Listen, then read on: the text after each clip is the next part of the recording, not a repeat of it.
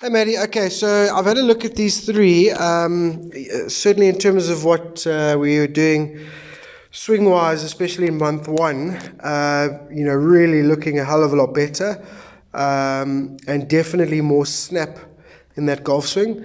So, yeah, really happy so far with where we're at. Also, in terms of what we worked on, the setup from the other driver videos I looked at in month one, definitely a little closer to the ball, a little more upright. So I really like it, mates. Really like the setup. Right. Well, I say I like the setup in terms of the balance points and stuff. Okay. Look, obviously, years of that sort of weak fade and stuff like that. We're definitely setting up with these shoulders quite open. Okay, so that really doesn't help, and that is where we've got a few issues with the upper body here, and more so that now, I mean, obviously things are a lot better, but the body and arm swing are definitely not working together. So if we set those shoulders open, it is very hard to trust and let the arms follow that pivot, that body rotation. So let's start with setting those shoulders more closed. Okay, then when we get to the top, okay, the shoulder plane and the height of the backswing, 1,000,000 times better. Definitely a bit softer there as well. Okay. Coming down, the legs working harder than they used to and better. Okay, but there's definitely a bit of an arm pull here. Okay, so we're going to try and sort of get rid of that arm pull a little bit.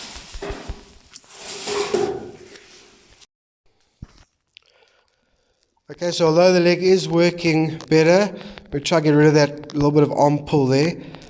Okay, and then obviously when that arm's pulling, okay, it's forcing the shoulders open a little early as well. So there's not enough separation there between the upper body and the lower body. Okay, that creates a little bit of a narrow entry. Okay, but like I say, most is inefficient, yeah? Okay, into delivery, okay, that's actually really good, but now the hips have had to stall to get the club there, haven't they? Okay, posture has changed slightly as well. Okay, but basically what we're saying is we're not following our body and kind of manipulating that club to where we think it should go with the arms. Kind of what we're saying. Okay, and then from there that launch sort of a little high, right, and weak. Okay, in terms of the flexion in the right wrist and the snap looks really good, and the shoulder plane and the height of the backswing really good. Okay, so we're going to try and close these shoulders off at the setup. Resist them at the top, resist the arms to create that extra bit of leverage. Okay, and give the hips time to open.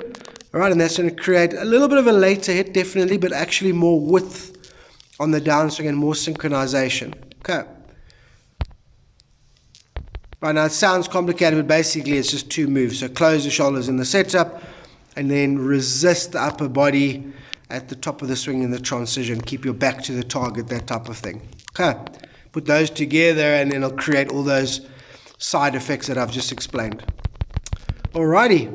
Release, body release through the golf ball, everything, balance, footwork, really looking good, mate. Well done. Stop making me laugh.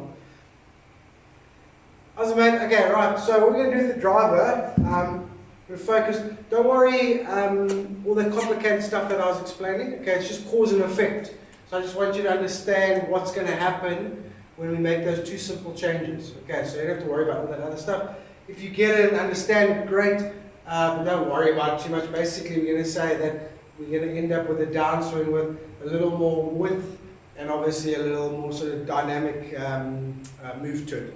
So, two little things, obviously all to do with the upper body for now. So set up in that little light. Okay, what we're going to do is take these shoulders, close them off, and then obviously rebalance yourself. Okay, now obviously we're not closing them off, we're just neutralizing them, making them straight, right? Okay, so now aiming left there, close the shoulders up, okay? Be careful when you close the shoulders not to open the club face. So get the club face square, shoulders square, it's going to feel close to you, right? And then the big move we're going to work on is at the top. So as you get to the top, okay, basically what we don't want is we don't want the hands to drive in narrow, okay, and then the shoulder to open up to make room, okay? So we don't want the hands to drive in narrow, and then the shoulders to open up to create room to get to the golf ball. What we're going to do is hold the shoulder back, okay, trust the leg work, leave those hands alone, right? So shoulder stays back, hands stay nice and leveraged and wide, and you leave this whole unit alone, this upper body unit, leave it alone, wait for the leg drive, okay? And then the club is going to go there, all right, with a lot more width. Okay, by the time you get to the ball, the hips will be more open, but the shoulders will be more square, so we have more separation between the lower and the upper body. Okay, so simplistically, shoulders square. Okay, keep an eye on the club face when you do that. Okay, then get to the top, resist with this and this. Okay, and allow the legs to drive. Okay, not that move. Not that move. That move. Okay, you can see, I mean, you can hear there, even when I'm showing you how it creates tension. Tension translates into speed and power in the golf swing. Okay, so that's going to be our work with the driver for the next couple of weeks. Please let me know how it went with the putting, with the advanced compass drill, please. Okay, I'll talk to you soon. Thanks, mate.